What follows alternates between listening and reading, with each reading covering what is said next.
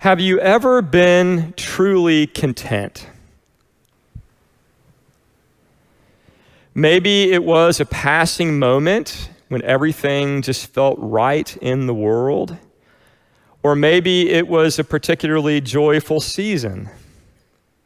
But in a culture that tells us that we need more to be happy, contentment is an incredible gift. And that's what we're going to be talking about in this new series titled Contentment.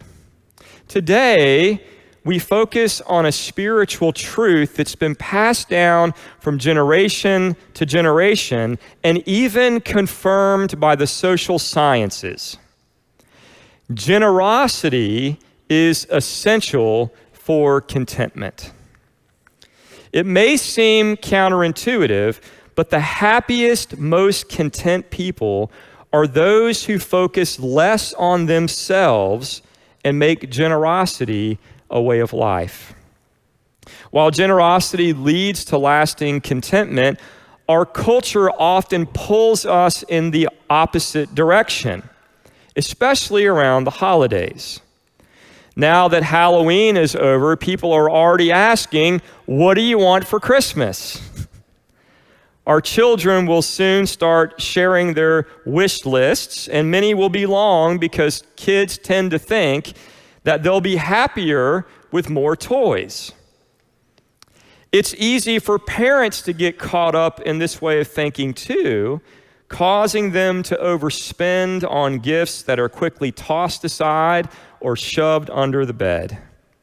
But in our better moments, we know that more presents don't make our kids happier. While most of us know this on an intuitive level, it is also supported by science. The University of Toledo conducted a study in which researchers observed 36 toddlers between the ages of 18 and 30 months. Each child participated in 2 different play sessions, one with 16 toys and another with only 4 toys. Researchers observed to see if those with more toys had better play experiences, but they found the opposite. When toddlers had more toys, they quickly jumped from one to another, limiting their exploration and creativity. In contrast, children with fewer toys engaged more creatively and had more fun.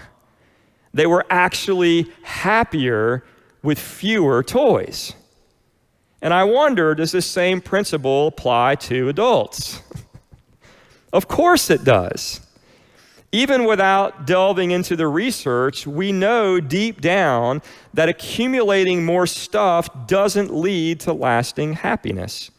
Yet we easily slip into the mindset that a new car, a bigger house, or the latest smartphone will finally make us content. Even if we don't say it out loud, our spending habits tell the true story. Now, I'm not saying that it's a sin to have nice things, but we undermine our happiness when we rely on the next purchase to make us feel complete. So what does bring contentment? What brings peace and joy? According to Scripture, part of the answer is generosity. Proverbs 11:25 says, "A generous person will prosper. Whoever refreshes others will be refreshed." Paul writes in 2 Corinthians chapter 9, "Whoever sows sparingly will also reap sparingly, and whoever sows generously will also reap generously."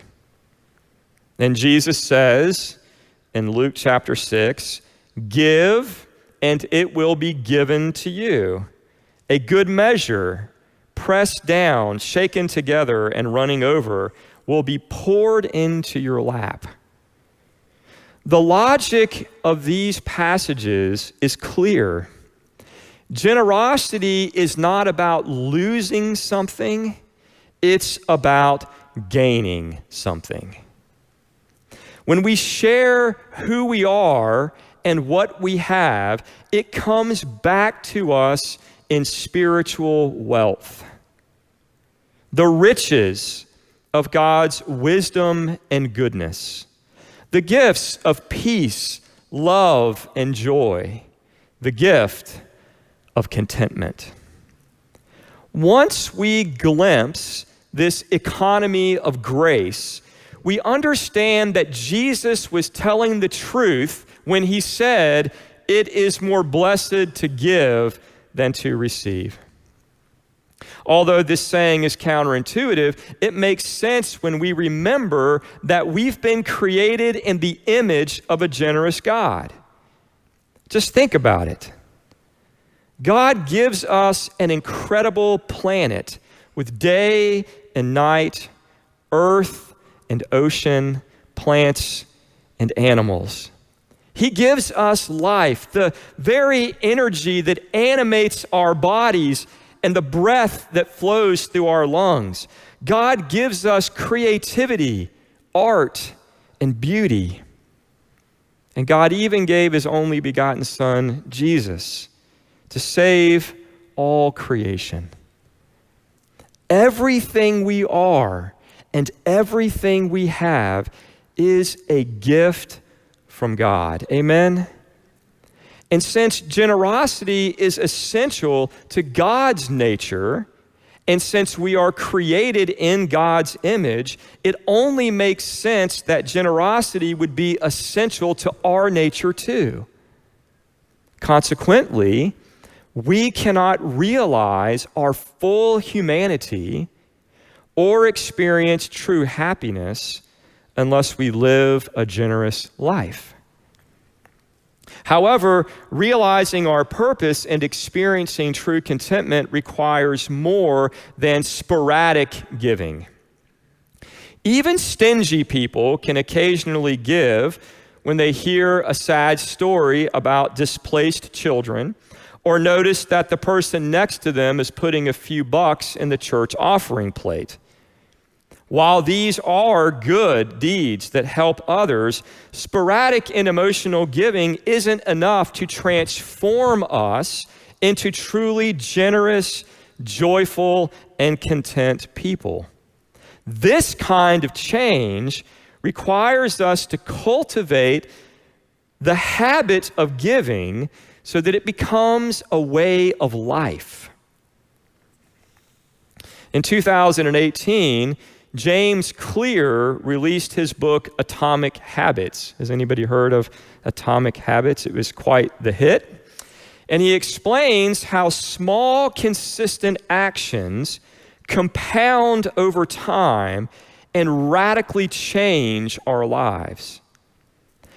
In the case of generosity, if you want to become a more generous person, then giving must become a way of life. And we have to remember that we're not talking about just giving money. We're talking about giving of ourselves, our time, our talent, our treasure, our testimony, giving ourselves away to help others. And if we want to become more generous, then generosity must become a way of life. And this happens through repetition. Just as you can't become a better golfer without practicing on the golf course, you cannot become a more generous person unless you consistently practice giving in your church and community. And this is why tithing is considered a spiritual discipline in the Christian faith. We don't ask you to give simply to pay the bills of the church, but to help you habituate generosity so that God can transform you into a generous person and help you to become content. Now, I know that it's November, it's Stewardship Month, and we talk about generosity and tithing. And I know sometimes that when people hear the pastor say tithing, they immediately cringe and wish they had skipped that Sunday. But just hang in there, because if we understand tithing properly as a spiritual practice, a spiritual discipline that helps us to become more like Jesus and that helps us to become more content, then we will see it as an opportunity, an invitation, and a gift, not as a burden or something to be avoided.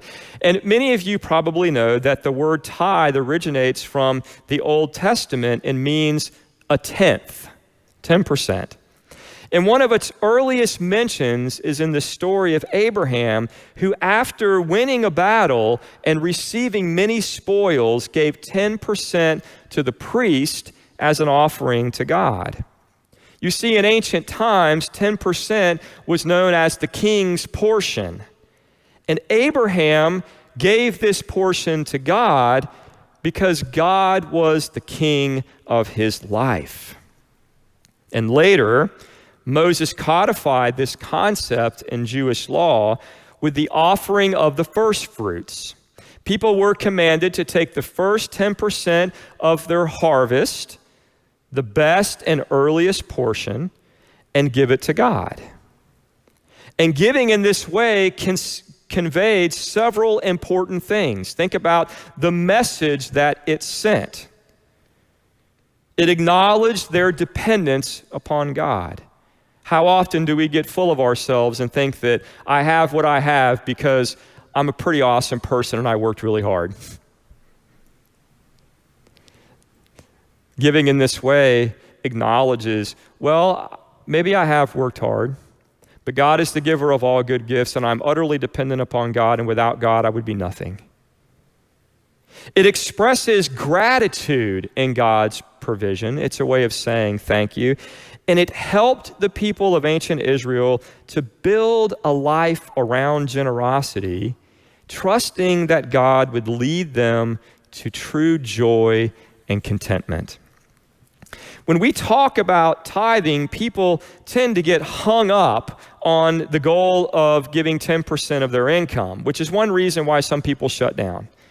And this can feel overwhelming, especially as many of us are just struggling to pay the bills, especially with rising costs. Discouraged, they don't even try. But I want to remind you that the amount is not what's important. Jesus illustrates this through the story of a poor widow. While in the temple one day, Jesus saw many wealthy people putting large amounts of money into the temple treasury. Then a poor widow came forward and donated 2 small coins. And Jesus explained that while the rich gave from their abundance, the widow gave all that she had to live on, making her contribution far more significant in the eyes of God. And in this way, he teaches that true generosity is not about the size of the gift, so we shouldn't get hung up on amounts. But the most important thing is the spirit in which the gift is given. So when we stop focusing on the amount of our gift, we can shift our attention to what's most important. Consistent, practiced giving. We are called to prioritize generosity. To start from the very beginning, before we start writing any checks and say, you know what?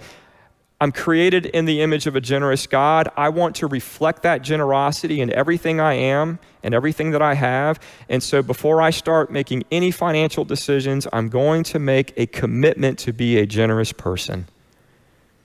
And when we make that decision on the front end, then we set a goal. This is what I want to give.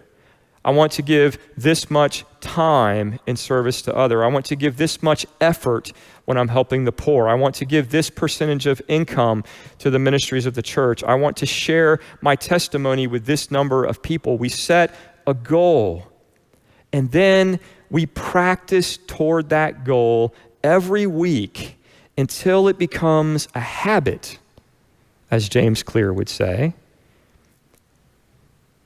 and that generosity becomes our lifestyle.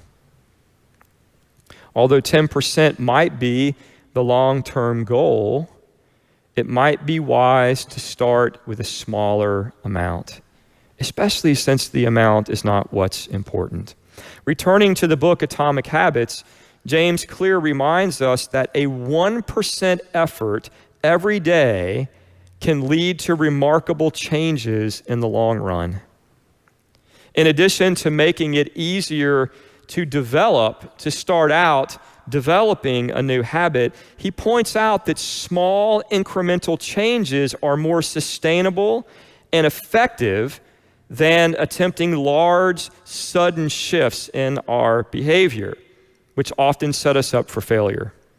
So if you're not yet giving a weekly or monthly offering to support the ministries of the church, you might start by deciding to give 1% of your income. Very small, doable commitment. Or if you're already giving 5%, consider a 1% increase as you work toward the tithe, the 10th. Again, the most important thing is not the amount, but a commitment to prioritizing, practicing, and habituating generosity. Because this is how we discover what it really means to be content, to be happy with what we have, and to not feel a sense of want, compulsive spending, to not feel like we're lacking in anything. So the first question that we ask this morning is not, will I give to the church? It's not even a question of how much you choose to give. The first question is, do I want to be joyful and content? You know, I get people in my office on a regular basis who are struggling with all kinds of things in life. And it's amazing to me when they come in and share all of the problems that they're having and all of their fears and anxieties, that I don't really have to say anything new. I just have to repeat what we've already heard in Scripture. And so if someone comes to me and says, Pastor Mark, I feel like I'm just always struggling. It seems like there's never enough. I don't know what it's like to feel content. And I ask, well, are you prioritizing and practicing generosity? And they say, no, I'm too afraid. What if I give and I don't have enough to take care of myself? Remember, it's not the amount. There is a person that attended our church. He's now too ill to come. Came to 11 o'clock service. And this gentleman was retired, was living on just barely enough to just afford his own prescriptions. And every Sunday, he got an offering in the front pew, and he put $1 in the offering plate. And I get the giving reports, and every week when I look at it and I scan down and I see this guy's name, $1. And I think to myself, of all the people that I've been in ministry with, he gets it. Because it's not the amount. It's the consistency. I am going to make this a priority, and I'm going to practice, and it's going to become habituated so that it's a way of life. And I guarantee you that if he ever came one Sunday and he didn't put $1 in the offering plate, he had done it for so many years, it would feel really weird for him because it's become part of who he is. Do you want to be content? Do you want to be at peace in your life? Do you want to feel like you have enough? Do you want to focus not on what you don't have that you want, but are you ready to start focusing on all the good things you do have and to savor the joy that comes with gratitude? Are you ready? Because if you're ready, it's going to require some effort on your part. It's going to require the practice of giving. And so that's the first question. Do you want to be content? And if you say yes, then we have to start taking steps to make generosity a way of life. So in the next few weeks, at this point, I'm just talking to the members of our church. If you're new with us this morning, I wish that you could have come 5 weeks ago when I did the series on Wesleyan Rooted. I always get a little apprehensive when new people come and it's the lead-off sermon on Stewardship Sunday. But I just want to tell you that at this point in the message, you can just begin to reflect on how God's calling you to be more generous. There is a Lectio Divina handout in your bulletin, and you can begin to pray through some of this stuff. But right now, I want to talk to those of you who are members of our church who have stood up front and made promises to give your time, talent, treasure, and witness. Because you're going to be getting a letter from me in the next couple of weeks inviting you to prayerfully consider what percentage of your income God is calling you to give to the ministries of our church in the coming year. And in this way, I'm going to be inviting you to prioritize generosity so that it can become a way of life and help you become more content. This is what's most important. However, your giving also makes our ministries possible, and it helps our finance team to create a responsible budget when we know how much you plan to give. Now, some people cringe when they see pledge cards, but I want to tell you that they're an important tool for our church because they provide a reliable estimate of expected offerings for the coming year. And this is what enables our leaders to create a more accurate, responsible budget that aligns with our actual income. With accurate information from you, we can better plan and allocate resources, avoid overspending, and ensure that our church lives within its means. We can also make informed decisions about staffing, ministry programs, outreach efforts, and facility maintenance as we diligently work to fulfill our mission. So in addition to a year-to-date charitable giving statement, my letter will also include a pledge card. And no one's going to call you if you don't fill one out, but I want you to prayerfully consider helping our finance team by filling out the card and bringing it back to church. You may even want to hold on to it and bring it up and put it in the offering one Sunday when you come forward to receive communion. But I want to close this morning by introducing you to my friend, Eddie Gellis. You may know him from his business, Edge Properties, or through the local surfing community. But Eddie has a very generous heart, and during the Thanksgiving season, he works hard to collect food and other items like socks and underwear to help the homeless.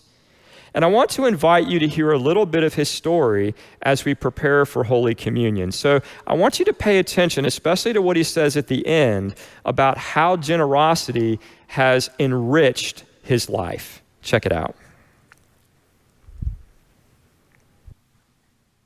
Well, hey, everybody, it's Pastor Mark, and I'm here with my good friend, Eddie Gellis from Edge Properties. And the reason why I wanted to interview Eddie is because he does a lot of work in the community to support the less fortunate. And one of those projects is happening pretty soon around Thanksgiving time. So, Eddie, thank you so much for taking some time to speak with me. And I just wanted to begin by asking you, where did you learn about generosity? Well, thank you, Mark. I appreciate you getting in touch with me, and this is a pretty special time of year for me personally. And I guess to start out, I watched my parents in retirement, and I felt like they were working harder than they ever did.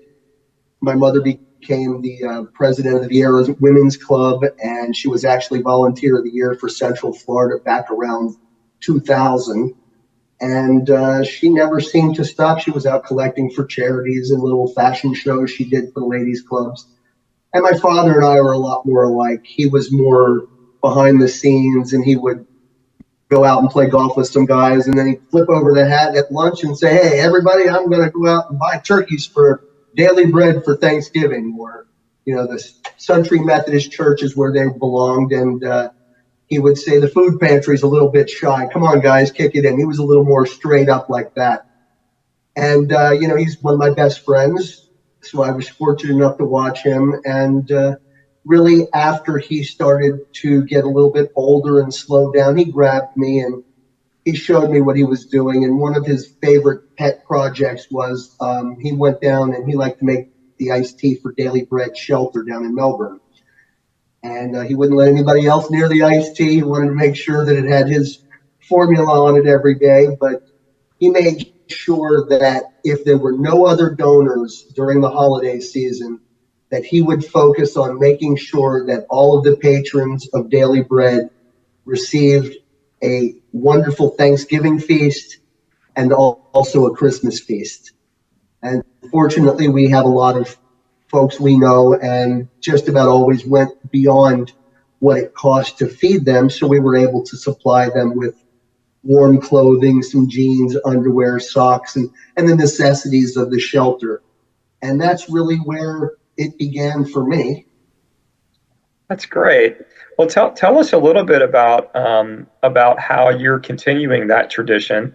And I know Thanksgiving's coming up, and you're going to be collecting some donations to try to continue in that legacy. So tell us a little bit about that ministry as it exists now. Absolutely. My father passed away in 2010, and my parents were married about 53 years. So when he called me over to have a little chit-chat bedside, I looked at him and said, "Don't worry, Dad, I've got her. We'll take care of Mom." And he said, No, that's not, she's going to be fine. I need you to continue on with my Daily Bread project. So he asked me on his deathbed to carry on his legacy of feeding them from Thanksgiving and Christmas. And that started, and I did it with him his last year while he was falling ill. And I picked up the torch about 2010. So the last 14 years, including this week, will be really me with a couple of friends who've joined me over the years and just carrying on my father's legacy. So, Eddie, whenever you're doing this work, I know it's work, and there's effort and time and energy that has to be put into it. But what's the payoff for you? Like, how do you feel whenever you're helping out the less fortunate? Mark, that's a great point that you made. And I think that when I first started, it was a lot of work because a lot of things were unfamiliar to me, and navigating how to get Publix to give me a good deal on turkeys, and making sure I could get 30 at that sales price that they only want to give you 1 or 2. And I've got a few butchers and friends that have really joined in over the years.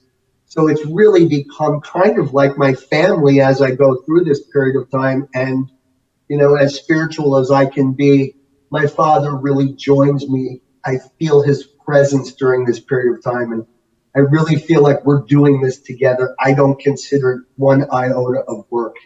The blessings that I receive, the support I get from folks like yourself, my friends around town, people check in every year to ask if they can help. It makes me feel like I'm somebody that I'm not. It's just, I'm giddy. I cry all the time. I can't believe how kind people are. Some people I see daily, and I don't think that they live their life daily that way. And then they come over and hand me $100 and say, "Oh my God, I can't believe this is so exciting to me." It brings out the best in so many people. And I just don't even know how to say anything other than thank you. Well, I really appreciate your time, Eddie. I'm honored to be your friend. Thank you so much for all the wonderful work that you do in our community. And I'm sure that your testimony is going to be a blessing to our church. So thanks again. Well, I'm very blessed to be included, Mark, and you're a wonderful man and a terrific pillar of our community. I really care very much about you and your family. As we turn our attention to Holy Communion, let us prioritize generosity and trust that God will work through our giving to bring us the riches of a joyful and content life. Remembering the words of Jesus, it is more blessed to give than it is to receive.